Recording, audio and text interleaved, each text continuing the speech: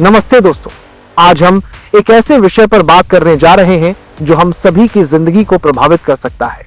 भारत और अमेरिका के बीच व्यापार में आए बड़े बदलाव।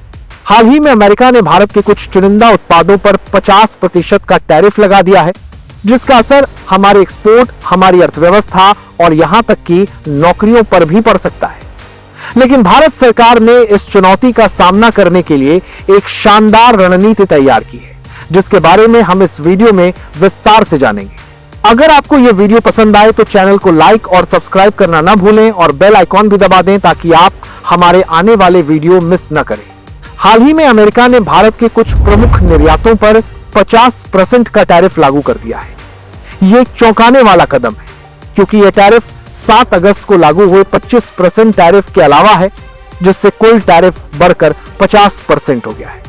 इस नए टैरिफ से अमेरिका में बिकने वाले भारतीय कपड़े, रत्न आभूषण, समुद्री भोजन, सी फूड, चमड़ा, फर्नीचर और कई मशीनरी उत्पाद काफी महंगे हो जाएंगे। एक्सपर्ट्स का मानना है कि इस कदम से अमेरिका में भारतीय उत्पादों की मांग में 70% तक की कमी आ सकती है। Global trade research initiative GTRI की रिपोर्ट के मुताबिक यह टैरिफ भारत के लगभग 5.4 लाख करोड़ के निर्यात को प्रभावित कर सकता है।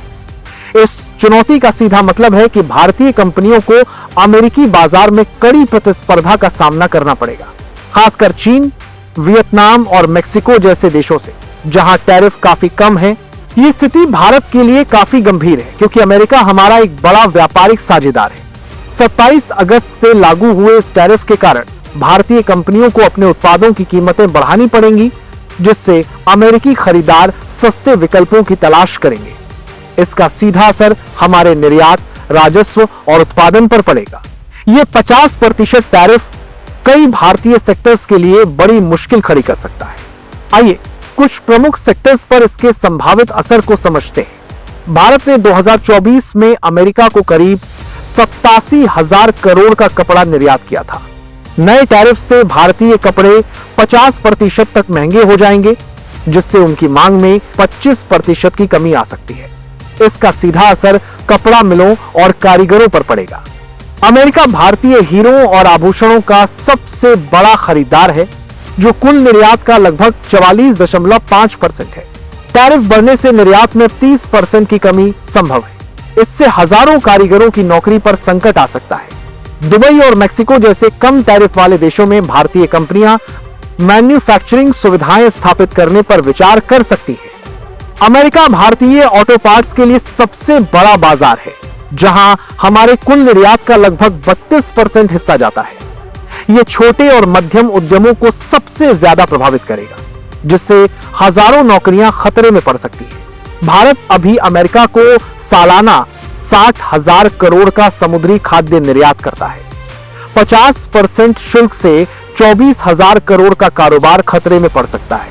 भारत के कॉम्पिटिटर जैसे इक्वाडोर और वियतनाम बहुत कम टैरिफ का भुगतान करते हैं, जिससे भारतीय सी फूड की बाजार हिस्सेदारी घट सकती है। हालांकि अभी फार्मा और इलेक्ट्रॉनिक्स को टैरिफ से छूट मिली है, लेकिन भविष्य में इन पर भी टैरिफ लागू हो सकता है।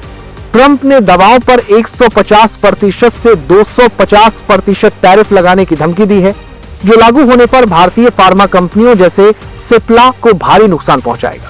इसी तरह सेक्शन 232 टैरिफ लागू होने पर भारत से अमेरिका जाने वाले आईफोन्स जैसे इलेक्ट्रॉनिक्स भी महंगे हो सकते हैं। इस बड़ी चुनौती से निपटने के लिए भारत सरकार ने कमर कस ली है। वाणिज्य मंत्रालय ने अमेरिका पर अपनी निर्भरता कम करने और निर्यात को बढ़ावा देने के लिए एक बहुआयामी रणनीति बनाई है। इस रणनीति का सबसे अहम हिस्सा है 40 प्रमुख देशों में एक विशेष अभियान चलाना।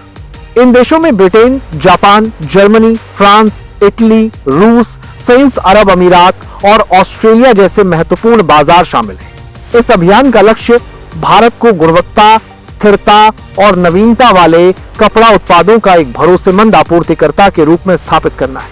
भारत पहले से ही 220 से अधिक देशों को निर्यात करता है, लेकिन ये 40 देश मिलकर लगभग 590 बिलियन का वस्त्र और परिधान आयात करते हैं।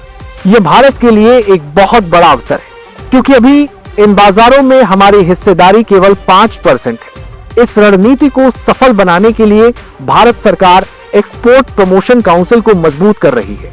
ये काउंसिल कई अहम काम करेंगी, जैसे बाजार की मांग को समझना। ये काउंसिल लक्षित देशों की मांग को समझेंगी और भारतीय उत्पादन केंद्रों जैसे सूरत, पानीपत और तिरुपुर को सीधे उनसे जोड़ेंगी। ये काउंसिल अंतर्राष्ट्रीय व्यापार मेलों और प्रदर्शनों में भारत की भागीदारी को बढ़ावा देंगी, जिससे ब्रांड इंडिया को मजबूती मिलेगी। ये परिषदें निर्यातकों को फ्री ट्रेड एग्रीमेंट्स फर का पूरा फायदा उठाने में मदद करेंगी। भारत ने हाल ही में यूरोपीय संघ, ब्रिटेन और ओमान जैसे देशों के साथ बातचीत शुरू की है, जिससे भारतीय निर्यात और अधिक प्रतिस्पर्धी हो सकेगा।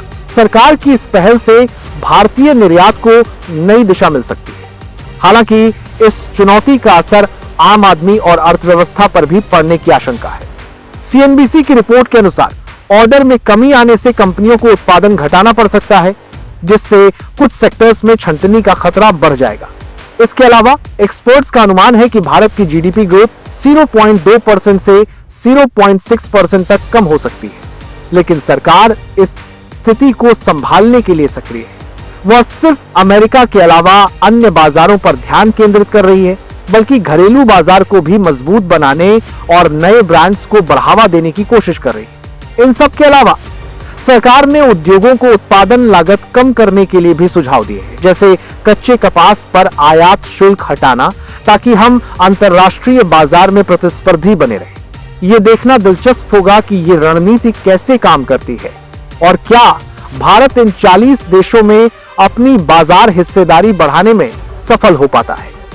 लेकिन एक बात तो साफ है, भारत इस चुनौती को एक अवसर में बदलने के लिए पूरी तरह से तैयार है। दोस्तों, भारत और अमेरिका के बीच यह व्यापारिक तनाव भले ही एक बड़ी चुनौती हो, लेकिन यह हमें यह भी सिखाता है कि हमें अपने निर्यात बाजारों को डाइवर्सिफाई करना कितना जरूरी है।